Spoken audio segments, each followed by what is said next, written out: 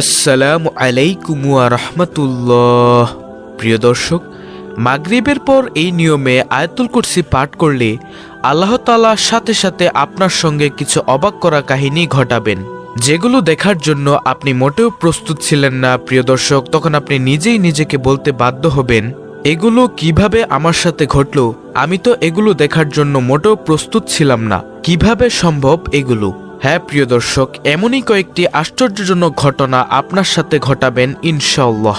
তাই আজকের ভিডিওটি আমি মনে করি সকল মুমিন নরনারীর জন্য খুবই গুরুত্বপূর্ণ, কারণ যারা আমলকে ভালোবাসে এবং যারা আল্লাহ তাআলাকে ভালোবাসে তারা এই আয়াতুল কুরসির আমলের ভিডিওটি এড়িয়ে যেতে পারবে না। প্রিয় দর্শক, অবশ্যই তারা সম্পূর্ণ ভিডিওটি দেখবে, এতটুকু আমি আশা রাখি। প্রিয় দর্শক, আজকের ভিডিওতে দুইটি পার্ট আলোচনা করব। প্রথম পার্টে বলবো হযরত আবু হুরায়রা রাদিয়াল্লাহু তাআলা আনহুকে ইবলিস আয়াতুল কুরসির কোন আমল শিখিয়েছিলেন সেটা সম্পর্কে, আর দ্বিতীয় পার্টে বলবো আয়াতুল কুরসির সেই অজানা আমল সম্পর্কে। তো চলুন সর্বপ্রথমে আলোচনা করি হযরত আবু হুরায়রা রাদিয়াল্লাহু তাআলা আনহুর সেই বিস্ময়কর ঘটনা সম্পর্কে।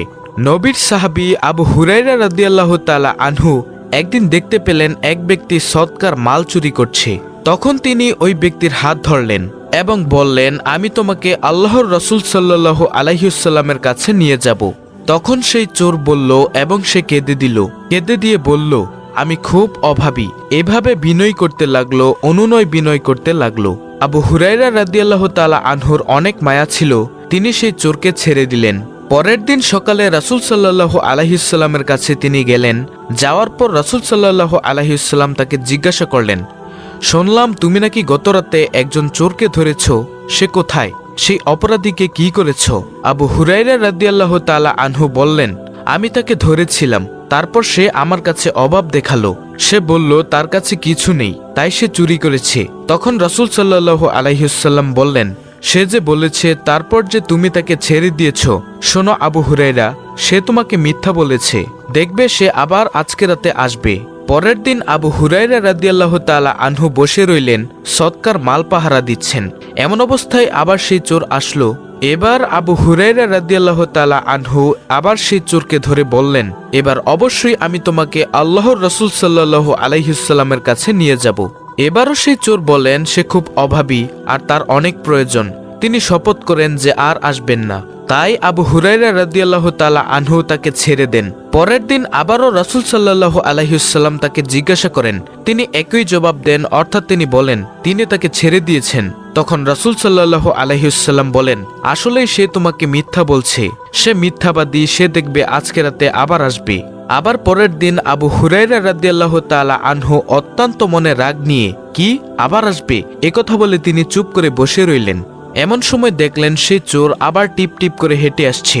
তখন আবু হুরায়রা রাদিয়াল্লাহু তাআলা আনহু তার হাতের মধ্যে ধরলেন, বললেন, এবার তোমাকে পাকড়াও করেছি, এবার আমি অবশ্যই তোমাকে আল্লাহর রাসূল সাল্লাল্লাহু আলাইহি ওয়াসাল্লামের কাছে নিয়ে যাব।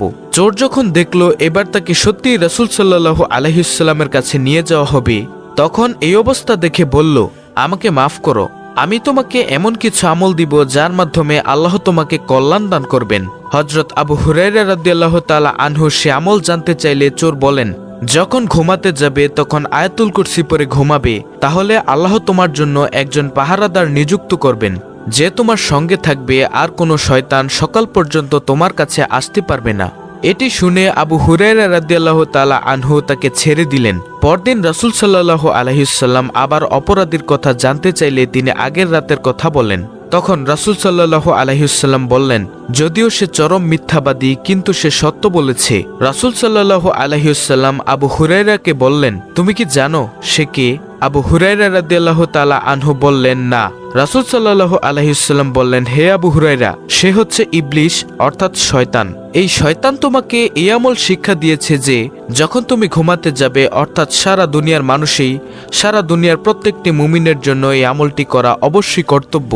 যখন আপনি ঘুমাতে যাবেন তখন আয়াতুল কুরসি পাঠ করে ঘুমাবেন। সারা রাত একজন রহমতের ফেরেশতা আপনাকে পাহারা দিবে, যাতে করে দুনিয়ার মানুষ শয়তান ও জিন শয়তান আপনাকে ক্ষতি না করতে পারে। আল্লাহু আকবার। প্রিয় দর্শক, এই আমলটি আবু হুরায়রা রাদিয়াল্লাহু তাআলা আনহুকে অভিশপ্ত ইবলিস শয়তান শিখিয়েছিল।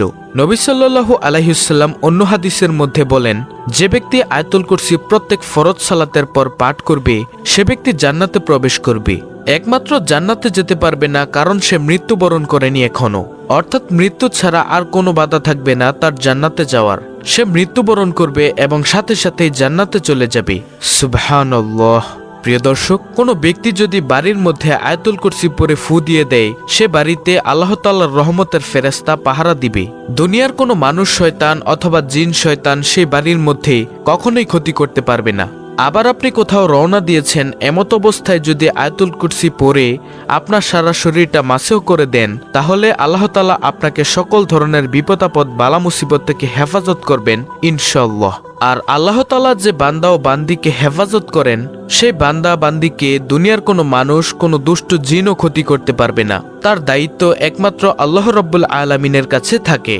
আর প্রিয় দর্শক, যে ব্যক্তি আয়াতুল কুরসি প্রত্যেক ফরজ সালাতের পর পাঠ করবে সে অবশ্যই মৃত্যুর পর জান্নাতে চলে যাবে ইনশাআল্লাহ, ইনশাআল্লাহ। তো চলুন প্রিয় দর্শক, এখন আমরা সেই আমলের মধ্যে প্রবেশ করি, অর্থাৎ যে আমল করলে আল্লাহ তাআলা আপনার সাথে কয়েকটি কাহিনী ঘটাবেন, সে আমলের মধ্যে আমরা চলে যাই। কোনো ব্যক্তি যদি প্রত্যেক দিন ফজরের পর আয়াতুল কুরসি পড়ে তার সারা শরীরটা মাসহ করে দেয়, সারা দিন তার জন্য আল্লাহ তাআলার হাজার হাজার ফেরেশতা তার জন্য পাহারাদার হয়ে থাকবে। অর্থাৎ দুনিয়ার কোনো মানুষ শয়তান, জিন শয়তান তার ক্ষতি করতে পারবে না এবং সকল ধরনের বালা মুসিবত থেকে আল্লাহ তাআলা তাকে হেফাজত করবেন ইনশাআল্লাহ। আবার কোনো ব্যক্তি যদি মাগরিব সালাতের পর, অর্থাৎ মাগরিবের ফরজ সালাতের পর অথবা মাগরিব নামাজের পর যদি আয়াতুল কুরসি পড়ে তার সারা শরীর মাসহ করে দেয়, আল্লাহ তাআলা তার রহমতের ফেরেশতা দ্বারা তাকে পাহারা দিবে। অর্থাৎ আল্লাহ তাআলা হাজার হাজার ফেরেশতা তার জন্য নিযুক্ত করে দিবেন, যাতে দুনিয়ার কোনো কিছু, কষ্টদায়ক কোনো কিছু ক্ষতি না করতে পারে। প্রিয় দর্শক, যদি জিন শয়তান ও দুনিয়ার মানুষ শয়তান থেকে বাঁচতে চান, তাহলে অবশ্যই মাগরিবের নামাজের পর এই আয়াতুল কুরসি পড়ে আপনার সারা শরীরের মধ্যে মাসহ করে দিবেন ইনশাআল্লাহ। প্রিয় দর্শক, যদি আমলটি করেন আল্লাহ তাআলা আপনার জন্য কয়েকটি কাহিনী ঘটাবেন, যেমন আপনার রিজিকের দায়িত্ব আল্লাহ তাআলা নিয়ে নিবেন, কারণ আয়াতুল কুরসি হলো আল্লাহ তাআলার প্রশংসা। আর যে ব্যক্তি আল্লাহ তাআলার প্রশংসা করে তার জন্য আল্লাহ তাআলাই যথেষ্ট। প্রিয় দর্শক, এবং আল্লাহ তাআলা যদি চায় আপনার গুনাহগুলো ক্ষমা করে দিলেও দিতে পারেন। আপনার যদি গুনাহ ক্ষমা করানোর ইচ্ছা থাকে তাহলে আয়াতুল কুরসির উসিলা দিয়ে আল্লাহ তাআলার দরবারে গুনাহের জন্য কাঁদবেন, ইনশাআল্লাহ গুনাহ ক্ষমা করে দিবেন।